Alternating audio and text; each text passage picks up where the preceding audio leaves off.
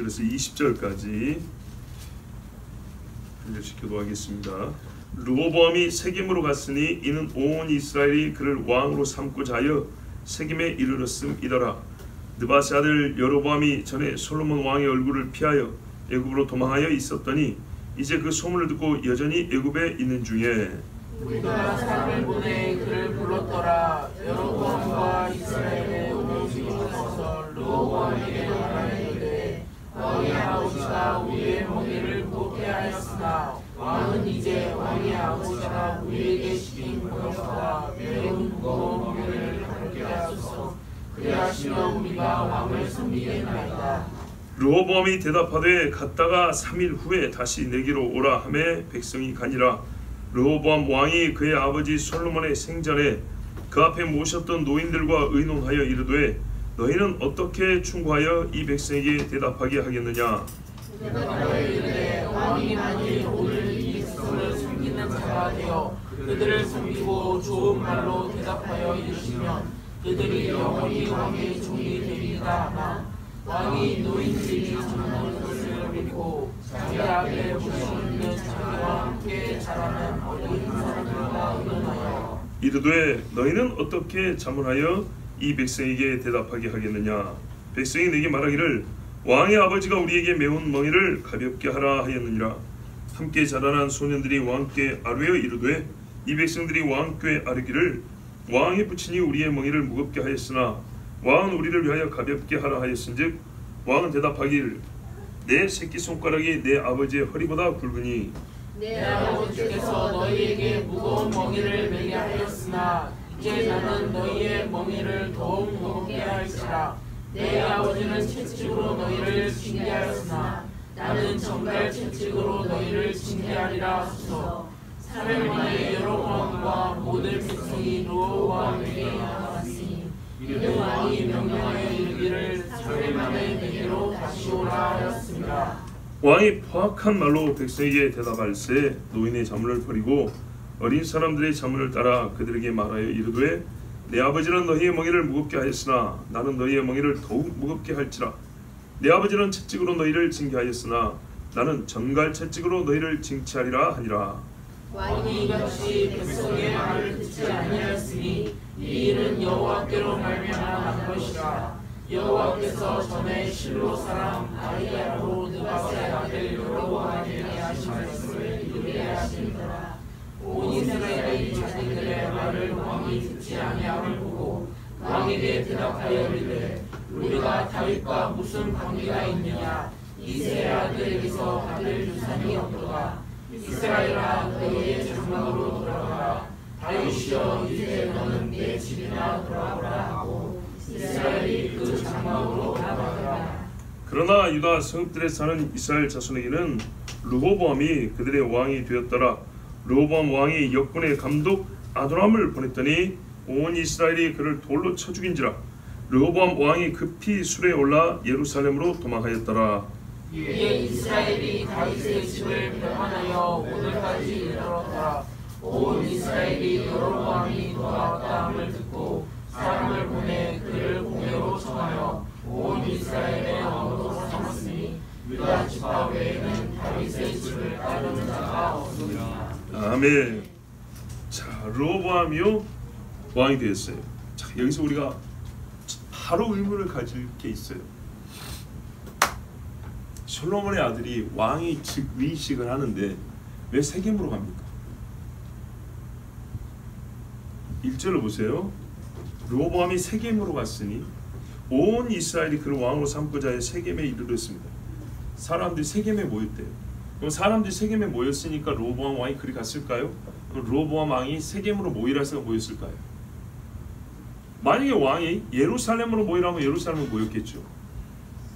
예루살렘이 어떤 곳인데 예루살렘을 놓고 그 밑에 뭐가 있습니까? 갑자기 생각 안 나는데 그 물 있잖아요. 기온샘. 기온샘도 있는데 뭐하러 세겜으로 갑니까? 베델도 아니고. 왜? 세겜에 뭐 좋은 게 있다고.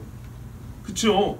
세겜으로 간 자체가 어떤 정치적 이유가 있었거나, 그러니까 사람들의 마음을 좀 얻으려고 좀 더 북쪽으로 올라갔다거나 뭔가가 르호보암 왕이 즉위할 때 솔로몬 때와는 다른 약간의 분열, 평온치 못한 조짐이 있었다고 볼 수 있죠. 근데 그거를 하나님 앞에 신앙적 극복이 아니라 나름대로 인간적 이게 처세죠. 그걸로 극복해 보겠다고 그럼 세겜으로 우리가 좀 더 올라가자. 이런 식으로 갔을 법합니다. 그것이 아니면 예루살렘에서 대제사장한테 기름 부음을 받아야지, 기온샘에서 안수를 받아야지 어디를 간단 말입니까? 자, 이래서 올라갔어요. 귀한 예루살렘을 놓고 세겜으로 올라갔어요. 그런데 이때 잘 보세요. 왕이 즉위를 할 때 사람들은 이미 애굽에다가 전가를 보냈어요. 솔로몬이 죽었습니다. 그리고 르호보암이 지금 왕이 되었습니다. 누구에게요? 여로보암에게요. 여로보암이 누굽니까? 전에 아히야가 와서 네가 10지파를 다스릴 것이라고 예언한 그 사람이잖아요. 그럼 이 사람에게 지금 이 소식을 전해줬다는 말은, 그렇죠, 여로보암을 어쨌든 간에 명분을 만들어서 왕으로 세우겠다는 일단의 무리가 있었다는 뜻 아니겠어요? 그러니까는 이런 뭔가 좀 좋지 않은 조짐이 있어서 세겜으로 와서 왕이 즉위를 했을 것 같다, 이런 생각이 듭니다. 자, 3절 보세요. 무리가 그를 불러왔더라. 그리고 여로보암과 이스라엘 회중이 이제 왕이 즉위한다고 해서 바로 하루 만에 끝나는 건 아니잖아요. 왕이 된 다음에 며칠은 서로 뭐해서 잔치도 하고 뭐 즐기기도 하고 뭐 인사이동도 하고 뭐 있었지 않겠어요? 세겜에 가서 예식만 마치고 하루아침에 내려온 건 좀 그렇죠. 그러니까 더구나 사람들의 좀 마음을 돌이키려고 했다면 세겜에 조금 오래 머물 이유가 있겠죠. 자, 그러는 중에 세겜이에요. 세겜에 있는 중에 여로보암과 이스라엘 무리가 찾아왔어요. 와, 난 여기서도 이해가 안 되는 부분이 있습니다. 르호보암이 왜 여로보암을 안 잡을까요? 알잖아요. 그죠? 자기 어릴 때 아버지 솔로몬이 여로보암 저놈 잡아라 했던 일 알잖아요. 알아요. 왜냐? 여러분, 르호보암이 솔로몬이 왕이 되기 전에 태어났다 그랬죠. 그리고 여로보암이 왕이 된다는 예언은 솔로몬이 나이가 많을 때 나온 예언이에요. 초창기에 나이가 많을 때. 르호보암 말하면 르호보암이 한 30대쯤 돼서 들은 이야기라고요. 어른 돼서 들은 이야기예요. 다 알아요. 아는데 여로보암이 나라 쪼개간다는 걸 알면서도 지금 자기 앞에 와서 백성이 대표로 와가지고 말을 하는데 르호보암이 잡지를 못해요. 충분히 잡을 만한데 왜 못 잡았을까요? 함께한 무리들 때문이죠. 그렇죠? 사람들이 워낙 많고 이 사람들이 여로보암을 대표로 삼았기 때문에, 그리고 지금 눈앞에 반역의 행위를 한 건 아니기 때문에 딱히 잡을 이유 명분이 없는 거예요. 그래서 잡지 못하고 일단 마주했습니다. 백성이 이런 말을 합니다. 왕의 아버지, 솔로몬 왕이라고 이렇게 하지 않고 왕의 아버지, 네가 아버지. 약간 모욕적인 말입니다. 자, 제가 이렇게 자꾸 여러분에 언급해 드리는 거는 분위기를 일으킬 수 있어야 된다는 얘기입니다. 네, 분위기를. 이 시대가 지금 솔로몬이 죽을 때쯤, 또 죽고 난 다음에 이스라엘의 전체적인 사람들의 마음이 어떻게 흘러가는가를 이런 작은 일 같지만 이런 걸 통해서 알 수 있다는 얘기입니다. 뭐라고 말하면 당신의 아버지가, 솔로몬 대왕님도 아니고 당신의 아버지가 우리한테 고생을 너무 많이 시켰어요. 그 고생의 내용이 뭡니까? 노동입니다. 노동력을 너무나 많이, 요즘으로는 착취한 표현을 쓰겠지만 옛날 같으면 하여튼 노역을 많이 시켜서 힘듭니다. 이제 우리도 하던 일, 농사도 좀 짓고 양도 좀 치고 살아야 되겠으니까 부역에 동원하는 일을 좀 그만해 줬으면 좋겠습니다. 요 이야기를 한 겁니다. 할 수 있는 말이죠. 할 수 있는 말이에요. 그리고 지금 왕이 즉위식을 딱 한 다음이라 기분 좋을 때잖아요. 사면도 해줄, 죄인이 감옥에 있으면 사면도 해줄 법한 그런 때이기 때문에 이 정도 요구는 할 법하고 또 충분히 들어줄 수 있어요. 자, 거다가 르호보암이 지금 조심하고 있죠. 그래서 예루살렘이라는 영광의 동네를 떠나서 세겜이라는 시골에 와가지고 좀 더 북쪽에 올라와가지고 사람들 마음을 얻으려고 여기서 왕이 즉위까지 했으니까 이 정도 청은 들어줄 법하죠. 들어줄 수 있어요. 그런데요, 아버지가 하던 일이 아직 많이 남아있고 국가적 차원의 문제이기 때문에 당장 대답을 주지 못했어요. 여기까지는 르호보암이 그래도 신중해요. 그렇지 않습니까? 큰일이잖아요. 큰일이라서. 그래서 뭐라 하냐, 3일 후에 오라 그랬어요. 그렇죠. 본인도 지금 기분은 좋지만 약간 불안하기도 하고, 아버지의 통치에 대해서는 한 번쯤 돌아볼 시간이 좀 필요하잖아요. 과연 저 사람들이 말이 맞냐? 우리 아버지가 그렇게 고생을 시켰나? 우리 아버지 하던 일이 다른 나라에 비해서 그렇게 힘든 일이었나? 보통 왕들이 못할 짓을 했나? 돌아볼 시간도 좀 필요한 거 아니겠습니까?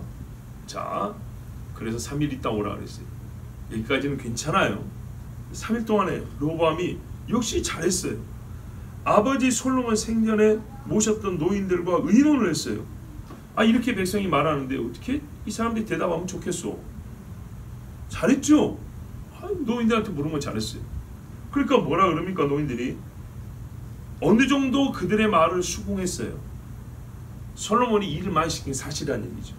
만약에 아니었으면 그런 적이 없습니다라고 얘기했겠지만, 당신도 지금까지 자라면서 봤지만 솔로몬 왕이 공사를 한두 가지 한 게 아니라 너무 많이 했어요. 그래서 힘드니까 그 사람들에도 쉼이 좀 필요하겠습니다.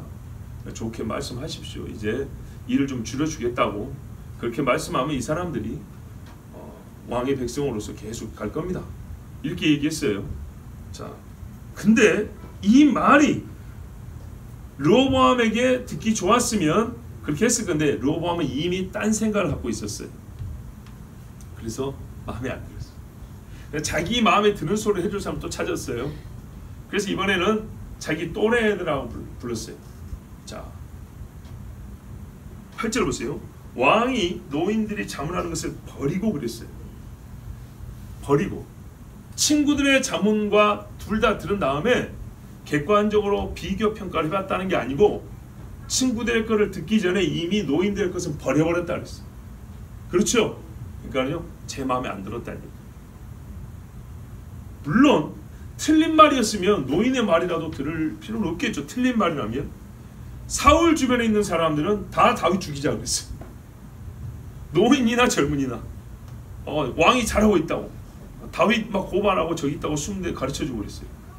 그런 건 모르지만은 우리가 들어봐도 일리가 있잖아요. 네, 그러니까 빌라도 총독도 십자가에 치여 죽을 사람 한 명 살려주는 권한이 있다는데, 명절에 말이죠. 아, 이렇게 기분 좋은 날 각국의 대통령도 감옥에 있는 사람들 사면도 시켜주는데, 아, 노동력 좀 줄여달라는 거 이거 못 해주겠어요? 그렇게 합시다 할 수 있는데 싫었다는 거예요. 즉 르호보암은 아버지의 부귀영화를 받기 때문에 더 큰 걸 꿈꿨다고 볼 수 있는 것이죠. 이보다 조금만 더 하면 솔로몬보다 높아질 수 있잖아요. 맨 바닥에서 시작할 필요가 있는 게 아니고, 아버지가 해놓은 것에 내가 1%만 더 해도 아버지보다 나은 왕이 되는 거 아니에요. 자, 그래서 누구를 불렀습니까? 자기와 자란 젊은 애들을 불렀다 했어요. 야, 성경에도요 표현이 재밌어요. 어린 사람들이 이렇게 돼 있죠. 여러분, 어린 사람들이 관직에 있다 하면 초급 간부 정도 되겠죠. 그리고 노인들은 장차관급 정도 됐겠죠. 높은 사람들의 말을 듣지 아니하고 그들의 경험을 무시했어요. 그리고 이제 어린애를 부르는데 이 사람들이 그냥 성경에는 어리다고 돼 있어요. 다윗 같은 사람, 다니엘 같은 사람은 어리지만 총명하고 지혜롭지만, 르호보암이 옆에 있던 사람들은 그냥 같이 자라난 애들 이렇게 했어요. 요즘 말로 하면 어느 정도의 느낌이냐 하면 재벌 3세들, 금수저들, 고생 안 하고 태어나 보니까 집에 롤스로이스 벤츠가 막 굴러다니는 그런 애들 막. 김치는 어찌 생긴지도 모르고 햄버거도 미국에서 수입해다 먹고 그런 애들, 귀족 자식들. 저 북한에도 그런 애들 많다며요. 자, 그런데 말입니다, 여러분, 이 아이들하고 아까 대답한 노인들하고는 전혀 남남일까요? 여기 또 생각을 해보세요. 아까 노인들이 장차관이라고 할 것 같으면, 아니면 어디 무슨 뭐 청장, 처장 뭐 이런 사람들 할 것 같으면, 요 애들이 뭐 국장, 과장급이라고 합시다. 요즘 직급을 할 때 전혀 상관없는 다른 집안 사람들일까요? 그 집안의 아들, 그 노인들의 손자일 가능성은 없을까요? 그럴 가능성이 더 높죠. 더 높아요. 이것도 우리가 생각할 거예요. 매우 현실적으로 생각해보세요. 고대 사회에서 집안이 하는 거 집안이. 다윗의 이야기 때 누구 집안에 누구 이렇게 나오잖아요. 아버지가 누구 이렇게 나오는데 이 아이들이 아까 그 말했던 할아버지들과 무관하다 보기는 어려워요. 그 아버지의 자식이거나 할아버지의 손자일 가능성이 큰 애들이에요. 그런데요, 완전 다른 생각을 갖고 있죠. 여호수아와 그 시대 장로들 사후에 그 다음 세대가 바로 하나님을 알지 못한다고 했어요. 이게요, 한 세대예요. 한 세대. 신앙을 잃고 비성경적인 마음을 갖는 건요, 시간이 오래 걸리지 않아요. 얘들 호강하고 큰 애들이에요. 다윗처럼 고생한 적이 없는 애들이에요. 부귀 영화는 받지만 그 부귀 영화를 어떻게 하나님이 주셨는지 그 역사의 뿌리를 잘 알지 못한 애들이에요. 자, 얘네들이 뭐라 그러냐면 말이 얼마나 쉬운가 보세요. 시도 잘 배웠어요. 내 새끼손가락이 내 아버지의 허리보다 굵다. 이렇게 말을 하셨어요. 우리 아버지가 채찍으로 때렸다면 나는 전갈 채찍으로 때리리라. 아주 그냥 좀 잔인하죠. 이런 식으로 애들이 있어요. 얘네들이 굉장히 심사숙고해서 이렇게 표현했을까요? 아마도 우리가 상상을 해보면 좀 낄낄거리면서 진짜 철부지들이 하는 그런 말투를 했겠죠. 근데 이게요, 마음에 들었어요. 백성의 실제와 무엇이 정말 이 나라와 백성을 위한 일인지, 지금 해야 할 일이 무엇인가에 대하여 어느 때는 일할 때가 있고 어느 때는 쉴 때가 있을 거 아니에요. 근데 이런 고민의 심사숙고를 전혀 하지 않고 입에서 그냥 나온 대로 너무 쉽게 이야기를 해버렸어요. 그러자 르호보암이 이 말이 마음에 들어서 이제 시간이 가기를 기다리고 3일이 딱 되자 역시 여로보암과 백성들이 나왔어요. 그러면 이 사람들은 3일 동안 뭐 했을까요? 여러분 같으면 그냥 왕이 좋은 대답 주겠지 하고 가만히 있으시겠어요? 아니죠.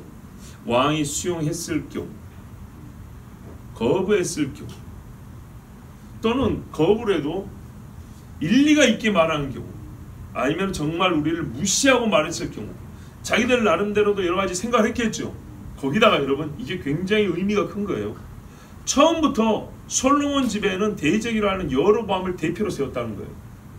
뭘 암시해 주는 거예요? 여차하면 뒤집어 엎어버린다 이 말이잖아요. 르호보암이 잘 생각해야 되죠. 그죠? 이게 처음이자 마지막 경고인 셈인 거예요. 여로보암을 애굽에 있는지 다 알아요. 애굽에 있는 애를 굳이 불러다가 왕에게 뭡니까? 요구를 전달하는 대표로 삼았다. 원수지간인지 알면서도 여로보암 본인도 여차하면 내가 잡혀 죽을 수 있다. 위험부담을 갖고 대표로 나갔다는 얘기는 진짜 말 한마디에 살기도 하고 죽기도 하고 나라가 보존되기도 하고 깨질 수도 있다는 걸 서로 이미 이거는 생각하고 있어야 되는 것입니다. 근데 르호보암은요, 안타깝게도 역시 이 어린애들하고 똑같이 이걸 내다보지 못했어요. 왜 이 정도로 생각을 못했을까? 이것도 정말 궁금합니다. 옆에 있는 노인들이 뭔 충고를 했겠어요? 여러분, 우리가 성경에는 다 기록해 놓지 않았어요. 그렇죠? 중요한 이야기만 그냥 뼈대를 이야기했지만 3일 동안 그 노인들은 밥만 먹고 있었겠습니까? 얘기 안 했겠어요? 회의를 했겠지만 개인적으로 와서라도 르호보암 왕이요, 보십시오. 여로보암을 대표로 데리고 온 이유가 뭐라고 보십니까? 왕이 아다시피 여로보암은 선친 솔로몬 왕 때 저 선지자가 와가지고 나라 쪼개간다고 예언했던 사람 아닙니까? 하나님 앞에 지금이라도 회개하고 돌아온다면 아버지 하나님께서 왕의 나라를 지켜주실 것입니다. 왜? 당신의 집은 다윗의 집 아닙니까? 지혜로운 노인들이 이렇게 말했겠죠. 수고했겠죠. 3일 동안 뭐 했겠냐면 3일 동안. 근데요, 르호보암은 이 3일의 시간을 헛되이 보냈어요.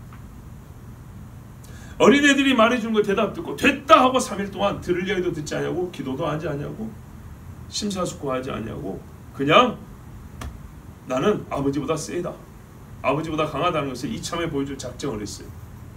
그래서 여로보암이 앞에 보인다는 게 뭔지에 대해서도 생각해보지 못하는 아주 생각이 얕은 사람이었어요. 거기다 13절 보세요. 말투가 문제입니다. 포악한 말로. 이러니 이 사람의 마음을 읽을 수가 있죠. 그렇죠? 아버지보다 위에 서고 있다는 겁니다. 감히 내가 왕인데 아버지보다 정말 권위의식, 권위주의에 완전히 사로잡힌 사람. 솔로몬도 시작할 때 이렇게 시작 안 했어요. 어린아이처럼 겸손해서 하나님 앞에 제사하고 기도하며 시작했어요.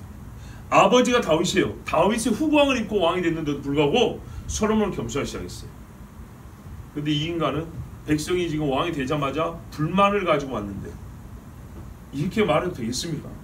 확한 말로 노예의 잠을 버리고 어린 사람들의 잠을 따라 그들에게 말하 이르되 내 아버지는 너희의 멍에를 무겁게 하였으나 나는 너희의 멍에를 더욱 무겁게 할 것이다. 아버지는 채찍이지만 나는 정갈 채찍이다. 야, 근데 여기서요 솔로몬의 아들 르호보암도 일부분 인지하는 게 있어요. 아버지 솔로몬이 백성들에게 노역을 많이 시킨 것은 맞다는 거죠. 채찍을 때린 적이 없다 말하는 게 아니고 채찍질 하긴 했다. 여기서 채찍은 잘못해서 매질이 아니라 이를 많이 시켰다는 얘기죠. 멍에를 많이 쥐었다 이제 그 이야기입니다. 이걸 알았어요. 그러면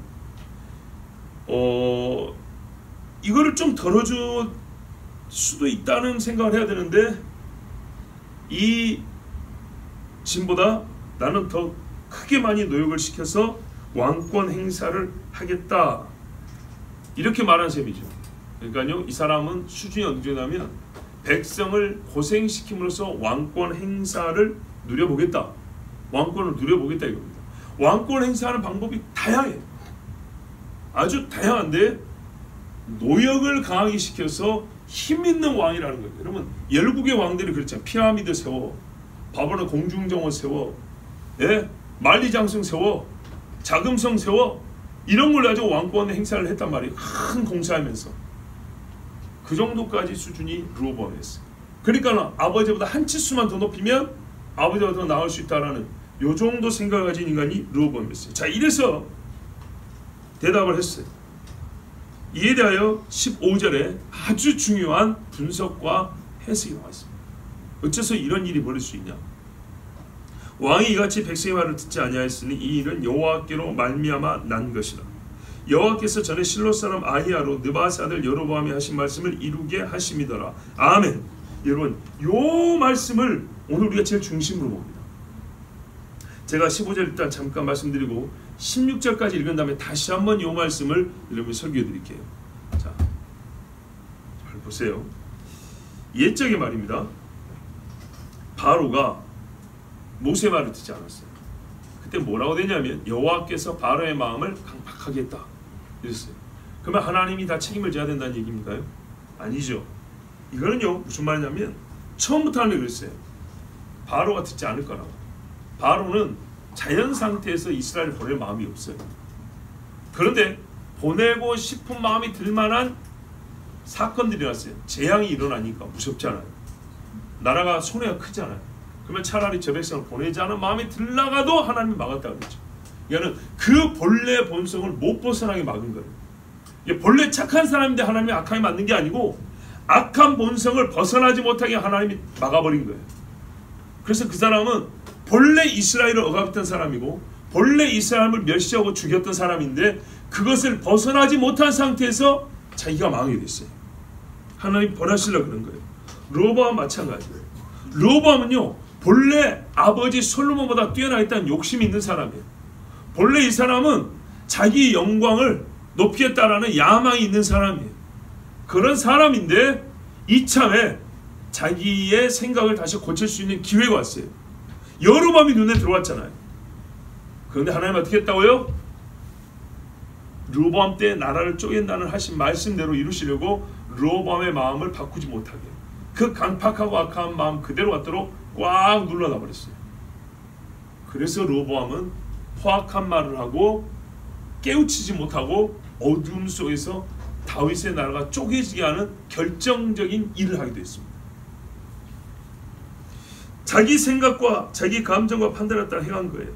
본래 그런 사람이에요. 하나님이 그걸 그대로 이용하신 거예요. 더 나게 해주지 않고 망해주지 않고 피하게 해주지 않았어요. 그대로 두면 돼요.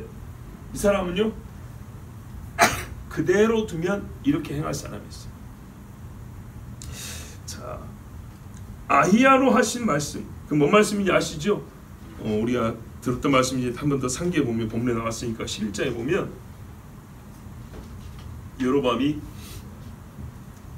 에브라임 지파를 감독하는 사람인데 예루살렘에 이제 일을 마치고 나가는 중에 아히야 선지자가 와서 그랬잖아요. 새 옷을 입고 와서 벗은 다음에 새 옷을 12개로 찢어서 돌로 찢어갖고 찢었어.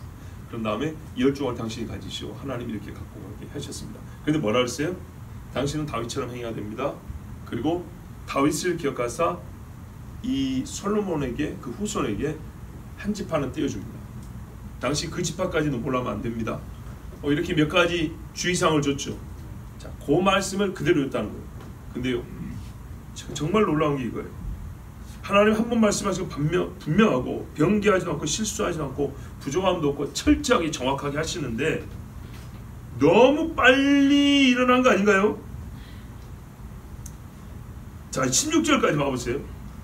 온 이스라엘이 자기들의 말을 왕이 듣지 아니함을 보고 왕에게 대답하이로되 우리가 다윗과 무슨 관계가 있느냐? 이 세 아들에게서 받을 유산이 없도다. 이스라엘아 너희의 장막으로 돌아가라. 다윗이여 이제 너는 네 집이나 돌아보라 하고 이스라엘이 그 장막으로 돌아가니라. 와, 여러분, 아니 나라를 쪼개줘도 왕이 즉위식을 하자마자 잔치도 안 끝났는데 이렇게 빨리 쪼개줘도 되는 겁니까? 보통 왕이 큰 실정을 한번 하고 뭐 내분이 좀 일어나고 시간이 좀 지나고 뭐 이래야 되는데 보세요. 왕이 되자마자 나라 쪼개진 거예요. 되자마자. 이야, 이 백성이요 르호보암의 대답을 듣고 즉시 하는 말 보세요. 얼마나 겁이 없는가 봐보세요. 여러분 같은 화가 난다고 왕 앞에서 이렇게 말할 수 있겠습니까? 지금 대통령 앞에도 이렇게 말하기 어려워요. 근데 고대 사에서 왕은 법이고 왕은 나라입니다. 왕 앞에서 하는 소리가 다윗의 집이여 너희 집이나 돌아보라. 우리 개인이 싸울 때도 이런 식으로 말하면 완전 인격 모독하는 거거든요. 왕을 앞에 두고 이런 말 할 수 있냐? 호위병을 너무 적게 데려왔나 보네요. 아무리 본인들의 수가 많아도 이거는 예의도 아니고 말이죠. 이게 바로 반역 의사표시 아닙니까? 저는요 그래서 이 사건 여러분 너무 쉬운 이야기라서 또는 우리가 여기서 특별한 윤리적 교훈이 직접적으로 주어지도 않고요. 뭐 신앙적 표현이 크지도 않아서 우리 이 사건에서 대단한 영적 계시와 교훈을 받을 수 있을까 싶지만 바로 요 15절 16절에서 우리는 깨달을 게 굉장히 많습니다. 봐보십시오. 이 일은 여호와께로 말미암아 난 것이라. 저는 사실 이 사건에서 질문이 많은데 모든 답은 이 한마디에서 다 얻었어요. 몇 가지 생각해 볼까요? 현재 이스라엘 사람들이 왕에게 요구한 게 뭡니까? 요구사항이 뭐예요? 노동력 동원을 좀 줄여달라는 겁니다. 노동력 동원. 이 나라의 사람들이 현재 우리나라 봐보세요. 왕이 통치하는 왕정 국가도 아님에도 불구하고 대통령이나 정부에 요구하는 게 고작 노동력 좀 줄여달라는 정도입니까? 훨씬 더 다양하고 뿌리 깊은 원망들도 있고 많은 요구사항이 있죠. 그게 거부되었다고 해서 반란을 일으킵니까? 그러진 않죠. 노동에 관계된 문제제기 많이 합니다. 그러나 그것이 거부됐다고 해가지고 여러분 너희 집이나 돌봐라 하고 침 뱉고 나가버립니까? 왕이 거부했어요. 물론 성질 날 만한 어조와 어휘도 사용했어요. 뭐 정갈 채찍이니 뭐 포악한 말로 했니 그러기도 했어요. 여러분 그렇다고 해서 이것 때문에 나라를 쪼개가지고 나갑니까? 친구하고 절교할 때 한 번 싸우면 절교해버립니까? 연인이 헤어질 때도 말이죠. 한 번 마음 안 맞으면 그냥 헤어져 버립니까? 형제가 연을 끊는 건 또 재산 문제로 술 한잔 먹고 오늘 한 번 다투면 오늘부로 바로 형도 아니고 아우도 아니고 그렇습니까? 아니죠.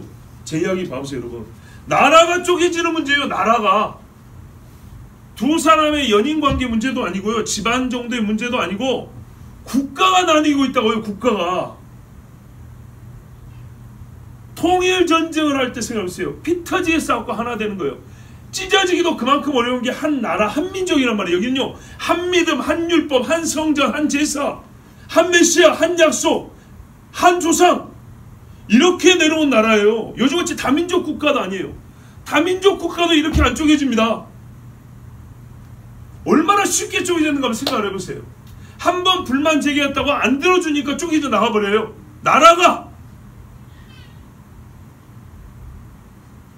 개인과 개인도 이렇게 안 하는데 국가가 거기다가 서로 억지로 묶어놓은 국가도 아니고 수천 동안 하나님의 약속으로는 영적 자부심을 철저히 똘똘 뭉친 그런 나라가 노동력 문제 때문에 고작 이것 때문에 쪼개져요. 나는 이거 기적이라고 봅니다. 기적이에요, 기적. 그 전에 쪼개질 일이 없었을까요, 그럼? 와. 거기다가 여러분 봐보세요. 노동력 착취? 이거 뭐 이북이 북한입니까? 쟤들은 돈 다 주고 노동력 엄청나게 끌어다 쓰잖아요. 사람이 죽든지 말든지. 근데요, 잘 생각해 봅시다. 제가 오늘 정치인을 뭡니까는 여기서 여러분 편을 들거나 높이거나 뭐 그런 의미가 아니에요. 그런 의미 아니에요. 우리가 일상적으로 하는 말을 내가 그대로 갖다 쓴 거예요. 자, 박정희 대통령 당시에 새마을 운동하고 부영 많이 나갔지요. 나 어릴 때도 나갔어요. 나도 우리 부모님 나가는 거 많이 봤어요. 농사일하다가 저기 출장소에서 방수를 한번 삽 들고 괭이 들고 가요. 우리도 동네 청소한다고 막 하고 초등학생들도 일했어요. 중학생들 되면 못 내긴다고 하고 우리 선배들 그랬단 말이에요. 자, 그랬어요. 근데 그 정도 막 노동력 갖다 끌어다 써버리면 여러분 화 안 나십니까? 화 안 내더라고요. 저기 뚝 막는다고 여러분 우리 섬에 가봤으면 간척인다고 앞에 뚝이 있잖아요. 그게 70년대 막았는데 그때 당시 공사비 1000만 원 들었대요. 아무리 싸게 들어 1000만 원에 그 뚝 막을 수 있어요? 얼마나 노동력을 갖다 썼다는 얘기입니까? 동네 사람들. 그쵸? 여러분 그래요. 그런다고 해서 누가 불만 있어요? 아니요. 왜? 먹고 살게 해줬다는 얘기죠. 그걸 높이 치는 사람도 있죠. 그죠? 그럼 한번 생각해봅시다. 솔로몬 때 받은 게 얼마예요? 은이 돌처럼 흔했다면서요. 일만 했나 자기들이? 아니 60, 70년대 80년대 독일로 간호사하고 사우디로 일하러 가고 일본으로 가서 또 일하고 이 많은 사람이 고생 무지하게 했어요. 근데 고생했지만 왜 고생했어요? 돈을 얻어갔으니까. 먹고 살 수 있었으니까 그걸 불만이라고 말하는 사람 없다 이 말이죠. 그럼 보세요. 솔로몬 당시에 외국에서 얼마나 많은 사람이 찾아왔어요. 금이 얼마나 많이 들어왔어요. 전쟁 한 번 있었나요? 태평성대에 먹을 것이 남아돌았고 농사가 안 되는 법이 없어. 가축이 죽는 법이 없어. 그렇잖아요. 각국에서 사절들이 와가지고 각종 문물들을 다 구경해. 무슨 동물원이 여러분 3000년 전에 이스라엘에 동물원이 있어. 동물원이 솔로몬이 막 가져와가지고 예? 그 정도면 일을 좀 많이 해도 여러분 같으면 나라를 쪼갤 정도로 불만이 쌓일 수 있겠어요? 우리나라 그랬냐고요? 아니죠. 아니에요. 그러니까 기적이라고 말입니다. 나라가 쪼개진 게 기적이라고요. 솔로몬 같은 시대를 40년을 살아봤으면 다윗부터 해서 80년을 이런 시대를 살아봤으면 지금 일을 좀 많이 했더라 하더라도 조금만 더 참을 수도 있는 거 아닙니까? 이것 때문에 바로 나라를 쪼개버린다. 다윗에 대한 은혜도 모르고 솔로몬에 대한 기억도 추억도 그냥 한 방에 버려본다는 얘기잖아요. 여러분 이게 쉽게 되냐고 말이죠. 지금 30년 전 역사 우리나라 40년 전 50년 전에 몇 대 앞에 대통령을 얘기할 때도 이런 식으로 잘 안 한다 그 말이죠. 그런데요. 사이즈는 작아도 세계에서 이름난 나라가 바로 몇 년 전이었어요. 솔로몬이 다스릴 불과 몇 년 전이었어요. 그런데 일 좀 힘들게 시켰다고 그거 말 안 들은다고 나라를 쪼개가 버린다. 이게 그리 쉬운 이야기입니까? 어느 나라 역사를 보세요. 이렇게 하고 나라 쪼개는 데가 있는가? 그것도 단 한 번에. 이 사람들 다 이스라엘 사람입니다. 다윗과 솔로몬의 추억과 성전의 영광을 다 본 사람들입니다. 자 보십시오. 이 사람들이요 광야 2세대도 아니에요. 이 중에 노인들도 이스라엘 북쪽의 이스라엘 노인들도 여로보암을 싫어했어요. 이 사람들은 다윗과 같이 늙은 사람, 그죠? 솔로몬과 같이 늙은 사람들이에요. 이 사람들은 반대해야 되는 거 아닙니까? 없어요. 무리가 가가지고 로보암한테 큰 소리 치고 왔어요. 그렇더라도 이 열지파의 노인들이 모여가지고 야야 그런다고 나라를 쪼개면 되냐? 우리가 어떻게 출애굽을 했고 하나님이 사사시대를 거쳐서 다윗을 통하여 우리를 이렇게 나라를 세우고 성전시키기까지 어떻게 인도하셨는데 그 한마디 했다고 나라를 쪼개면 되겠냐고 말하는 노인들이 있을 법하잖아요. 아니 르호보암에게 걱정해서 말해준 노인들만 있겠어요. 정치에는 들어오지 못했지만은 제하에 있는 동네에 장로님들 얼마나 많아요. 그 동네 가면 지혜로운 사람들. 근데 그 사람들조차도 아무 말도 안 했다는 거예요. 뒤에 말해서 여러 밤을 공회로 불러다가 회중의 모임에 불러다가 그 10지파의 어른들이 안수하고 왕처해버린 거예요. 기적 아니야 이 말이에요. 기적. 어떻게 그 나이 든 사람들도 이런 생각을 할 수 있을까요? 자, 기적입니다. 너무 빨라요. 중간 단계가 없어요. 1단계, 2단계, 3단계가 없어요. 마치 결정 다 내놓고 빌미로 삼을 사건이 필요했을 뿐이라는 인상을 받습니다. 사전 작업 다 끝내놓고 버튼만 누르면 쪼갤 생각을 했다는 그렇게밖에 안 보입니다.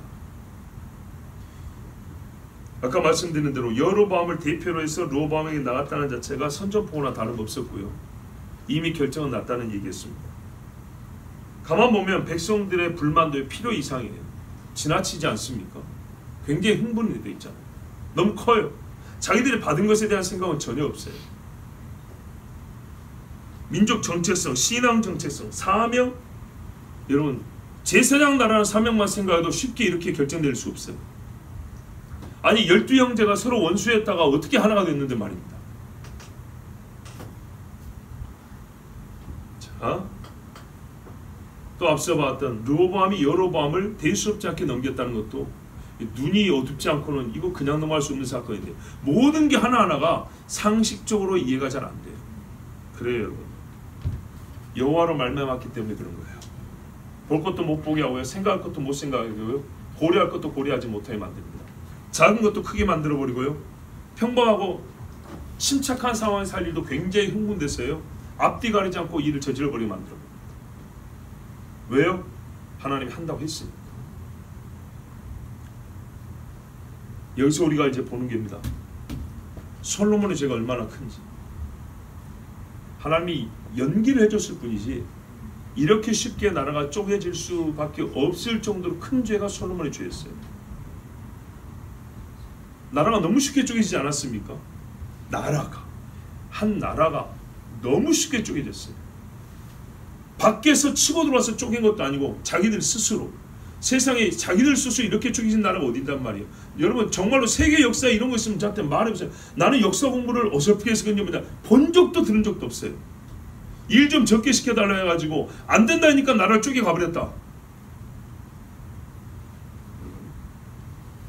하나님이 그래 하셨는데 하나님이 일했단 말은 하나님 판단이 옳죠.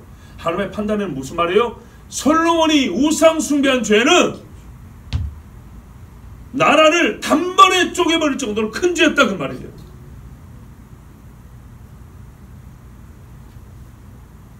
여로보암의 말 실수가 마지막 버튼을 누른 것은 됐지만 밑작업은 솔로몬이 다 해놨어요.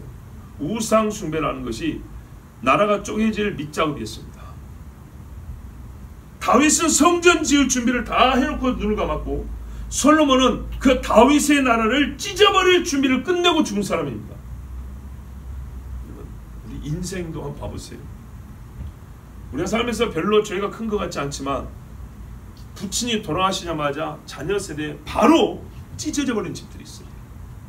그 자식의 죄도 맞아요. 르호보암의 죄도 맞아요. 그런데요, 그렇게 이렇게 순식간에 이렇게 빨리 아버지가 밑작업 끝내놨기 때문에 이건 작은 일이 아닙니다. 내 성전에 나라가 안 쪼개졌다 해서 내가 뭘 잘못했나? 이게 아니라니까요. 우리가 나만 보는 게 아니라 여러 집도 보잖아요. 다양하게 누구 집든 다 보잖아요. 공통적인 부분이 있어요. 부친이 돌아가시자마자 형제들이 바로 찢어져 버린다.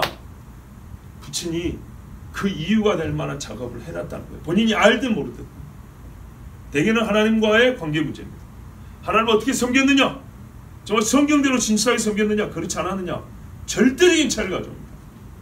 여기서 솔로몬의 죄의 크기를 알 수 있습니다. 자, 그런데 분위기가 이러면 말입니다. 여호와를 따라서 유다 백성도 갈 법하잖아요. 근데 유다 백성은 안 갔대요. 자, 17절에 유다 성읍들에 사는 이스라엘 자손에는 르호보암이 그들의 왕이 되었더라. 이게 재밌는 이야기입니다. 무슨 말이냐면 순전히 유다 지파만 르호보암을 왕으로 삼았다는 얘기 아닙니다. 보세요. 본래 자기 기업이 있지만 이사를 해가지고 다른 지파의 영역에 사는 사람도 있어요. 자, 에브라임 지파 사람인데 유다에 속한 어느 성읍에 이사해서 사는 사람이 있어요. 사사기에 보면 나오죠. 어떤 노인이 원래 이 동네 사람 아닌데 와갖고 이사해 사는 사람. 그런 사람이 있는 것처럼 유다 지파 사람들과 유다 지파 영역에 들어온 이스라엘 사람들이 있는데 이 사람들은 어떻게 했다고요? 어쨌든 유다의 영에 있는 사람을 르호보암을 왕으로 섬겼다. 이런 말입니다. 역시 하나님 말씀대로입니다. 여러분 전체적인 분위기라면요 어떻게 해야 되냐면요 봐보세요. 나라 쪼개지는 거 원하지 않죠. 그러면 유다인 입장에서는요 정치적으로 실리가 있는 행동을 취하려면 어떻게 하면 되냐면 10지파가 이미 찢어져 나가려고 그러잖아요. 그들을 붙잡아야 될 거 아닙니까? 그럼 이래야 되죠. 알았어. 우리가 협조해가지고 르호보암을 내리고 다른 사람을 왕으로 세우자. 이렇게 설득해 볼 만하죠. 아니 나라가 쪼개진 걸 막으려면 할 수 있는 거 아닙니까? 근데 이런 작업을 안 했어요. 하나님이 르호보암을 통하여 한 지파를 붙여서 다윗의 집이 나라를 유지해가게 한다 그랬잖아요. 만약에 르호보암을 빼버리면요 다윗의 집에 대한 약속이 깨져버린 거죠. 사람의 실리로 따지면 다윗의 자손이 아닌 다른 집 사람을 왕으로 세우자. 아니면 여로보암을 극단적으로 말하면 여로보암을 전체 이스라엘 왕으로 세우자. 이렇게라도 해서 나라가 찢어지는 것을 막고자 하는 사람이 있을 수 있습니다. 그렇죠. 다윗의 집이냐 이스라엘 나라냐 생각했을 때 다윗의 한 집을 생각보다 전체 이스라엘을 생각하자 해서 르호보암 당신 내려오시오. 여로보암이 왕이 되든지 아니면 제3의 인물 훌륭한 사람을 세워서 왕 세워가지고 우리 쪼개지지 맙시다. 이런 파도 있을 거 아닙니까? 근데 이런 파가 없었다는 얘기죠. 충분히 있을 법한 이야기인데 없었다는 얘기죠. 왜요? 하나님이 하신 말씀대로 되게 한 거예요. 처음에는 나라 쪼개지지 않기 위해서 여로보암을 왕으로 세우랬다가 나중에 다시 유다 지파 왕으로 바꿔야 하지 않은 속생각을 하실 수 유다 사람이 할 수는 있겠지만 어쨌든 간에 유다 사람들은 처음부터 르호보암을 따르기로 결정을 했고 르호보암을 왕으로 삼고 유다 나라를 세웠습니다. 자, 이렇게 이제 사태가 급하게 돌아가니까 르호보암이 예루살렘에 내려가기 전에 이렇게 이제 분열이 되는 중에 혹 설득이 될까 하여 아도니람이라고 하는데 이 역군의 감독, 그러니까 노동부 장관쯤이라 할까요? 이 사람을 보냈어요. 노동의 문제니까 가서 설득 좀 해보라고. 그랬더니 어떻게 했어요? 돌로 쳐 죽여버렸죠. 완전 반역이죠. 이제 대사를 쳐 죽여버렸으니까. 그래서 르호보암이 안 되겠다 해서 수레를 타고 이제사 예루살렘으로 도망했다. 지금까지 어디서 일어난 일이죠? 세겜에서 일어난 일이죠. 세겜에서. 참 세겜에서 좋은 일이 없네요. 이리 보고 저리 봐도. 그래 결과 이스라엘이 다윗의 집을 배반하여 르호보암이라만 하지 않고 다윗의 집을 배반했다고 표현을 했어요. 이 말은 무슨 말이죠? 여로보암과 북이스라엘의 행위도 옳지 않았다는 얘기예요. 결과는 하나님이 말씀한 대로 쪼개졌지만 그렇다고 해서 이스라엘 사람들이 옳은 행동을 한 건 아니다 이 말입니다. 이해되시죠? 하나님은 자기 일을 하시지만 인간은 또 자기 악으로 자기 일을 한 거예요. 하나님이 아수르와 바벨론을 보내다가 이스라엘과 유다를 쳤지만 그렇다고 아수르와 바벨론이 의롭냐? 그건 아니다 이 말이죠. 걔들은 자기 욕심으로 그렇게 한 거예요. 북이스라엘도요. 선지자가 말한 대로 하나님의 뜻이 이루어지긴 했지만 그들의 욕심이었거나 그들의 잘못이 없다는 얘기 아니에요. 그들은 기본적으로 하나님이 다윗의 집을 통하여 주신 이스라엘 전체에 둔 약속을 멸시하였다 그 말이 되는 거예요. 다윗의 집을 배반했다는 얘기는 그 약속 다윗의 집이여 너희 집끼리 따로 놀아라. 하나님이 다윗의 집에 주신 약속 우리 상관없다 이렇게 말한 거라고요. 신앙적 결단을 내린 거였어요. 벌써 하나님을 버리겠다는 결단을 내린 거 다름없는 거였어요. 여러분 다윗과 사울이 싸울 때 배반이란 말 들어보십니까? 다윗이 사울을 배반하여 싸웠다 이런 말 들어봤어요? 없죠. 7년을 넘게 싸웠는데도 그런 말 안 쓰죠. 그래요. 근데 여기서는요 피 흘린 거 한 번 없어요. 그런데도 배반이라는 말 썼어요. 이거는 북이스라엘 사람들의 마음을 얘기해 주는 거예요. 이 사람들은 다윗을 배반했어요.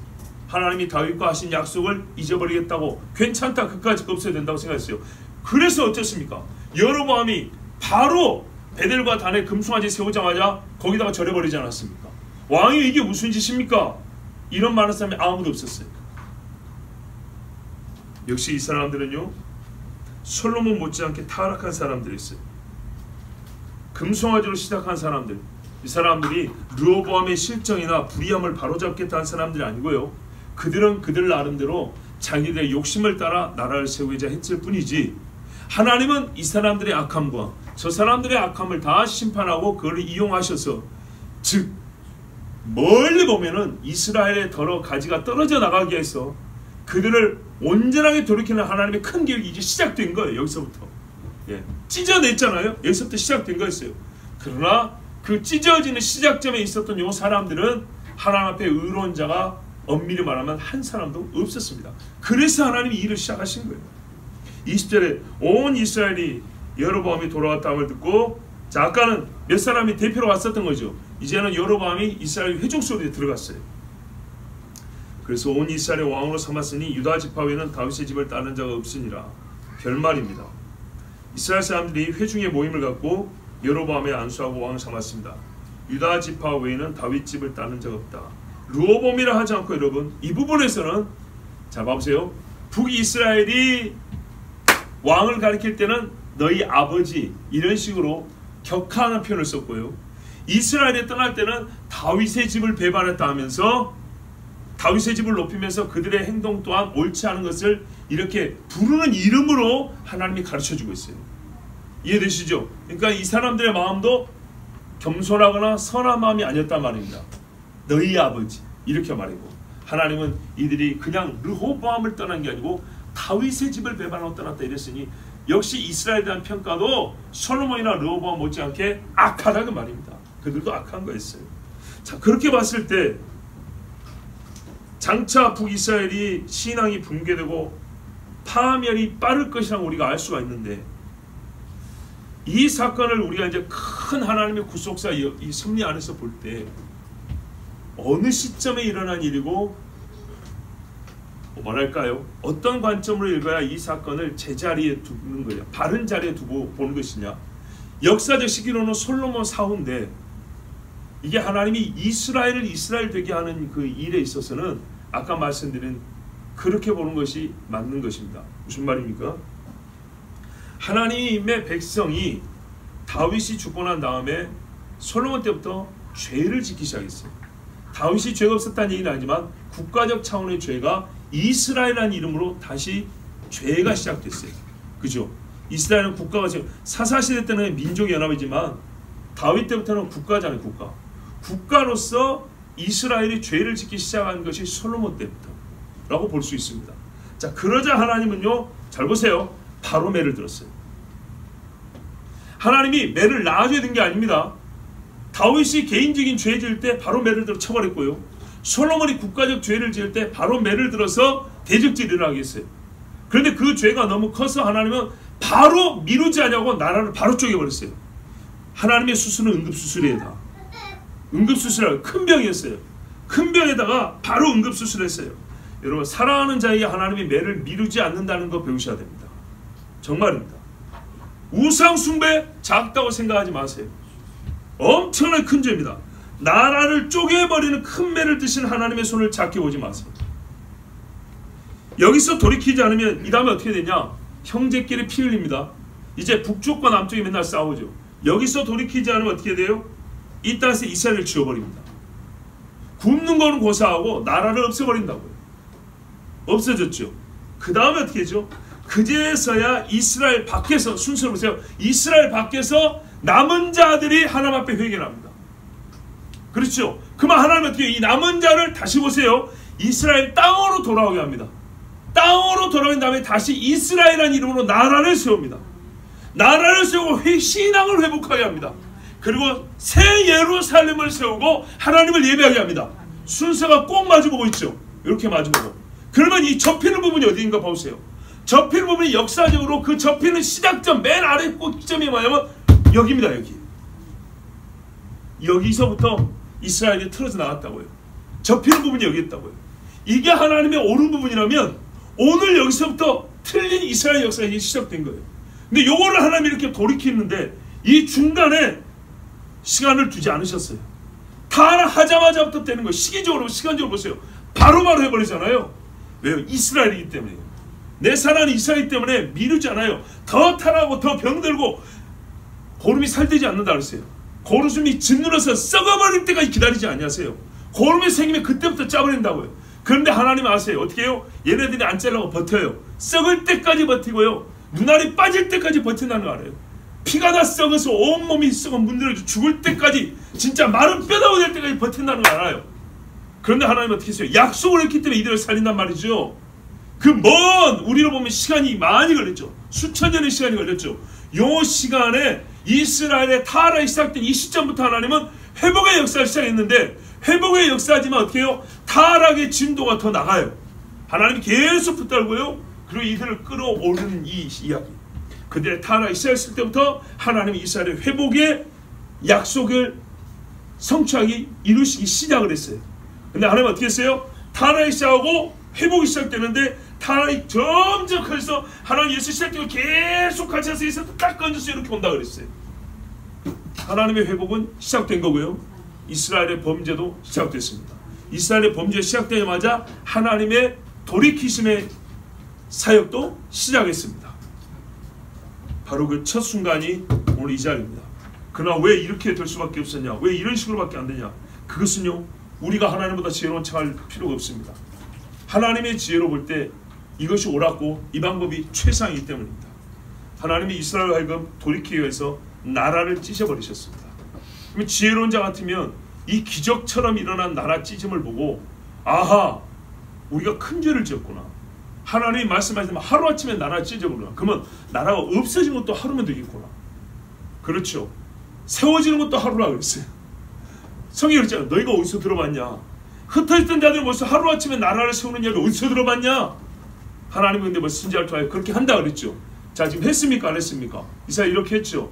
그래요. 하나님이 하신다면 반드시 하세요. 그러니 여러분, 권하기는 하나님 말씀을 절대로 경홀히 여기지 마시고 말씀하시고 이루시는 하나님 앞에 믿음을 드리십시오. 맞습니다고 인정하십시오. 제발 시간을 끌지 마세요. 하나님은 시간을 끌지 않으시는데 내가 시간을 끈다고요? 순종의 시간을 끌지 마시고 즉각 순종하십시오. 이것이 사는 길입니다. 우리 이 시간에 함께 기도합니다. 하나님 아버지, 오늘도 우리를 붙들어 주셔서 감사합니다. 여호와의 백성들을 부르셨습니다. 예배당에 나오라고 시간을 끌지 말라 하셨습니다. 기도하라 하고 연기하지 말고 유예하지 말라 하셨습니다. 하나님 말씀에 순종하는 것도 미루지 말라 바로 하라 하였습니다. 즉시로 순종하는 것입니다. 즉시로 듣는 것입니다. 아버지 하나님, 즉시로 아버지는 매를 드셔서 사랑하는 자들이 깨우치기를 원하셨으나 이스라엘은 깨우치지 못하였습니다. 그래서 하나님은 그들을 다 흩어버리기까지 살리기 위하여 흩으시고 살리기 위하여 더 많이 매를 때리셨습니다. 결국 이스라엘이 지금 돌아오고 있는 중입니다. 마지막 때가 되어 하나님이 약속하신 걸 우리는 또 보고 있습니다. 얼마나 놀라운 일들이, 기적들이 벌어지고 있는지 모릅니다. 주여, 우리 눈이 이를 보게 하여 주시옵고 하나님의 행하신 복, 하나님의 선하심과 인자심을 찬송하게 하시며 주의 놀라우심을 숭축하는 백성이 되게 하여 주시옵고 우리 삶에서도 미루지 말고 아버지 말씀에 순종하는 삶을 살게 하여 주옵소서. 주여, 한번 기도합니다.